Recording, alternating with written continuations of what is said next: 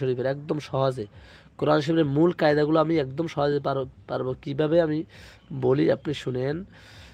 নুন সাকিন অথবা তানবিন হবে যেখানে, নুন সাকিন অথবা তানবিন। নুন সাকিন কোনটাকে বলে? এই যে আমি দেখাচ্ছি, পিছনে গেছে, এই জায়গায় আছে কিন্তু দেখাই দিই। সোজা নুনের উপরে সাকিন, ওটা আসতে বলবো অনেক। নুন সাকিন অথবা তানবিন হবে যেখানে, কায়দা হবে সেখানে। কায়দা যদি দেখতে চাও পরের হরফ দেখে নাও, কায়দা হরফ যার কায়দা তার। তো এখানে নুন সাকিন অথবা তানবিন, এই নুন তানবিনের বামে কি আসছে? মিম আসছে। তাই নুন সাকিন অথবা তানবিন হবে যেখানে, কায়দা হবে সেখানে। তো এখন তানবিন আসছে বিদায় এখানে কায়দা হবে। কায়দা কার?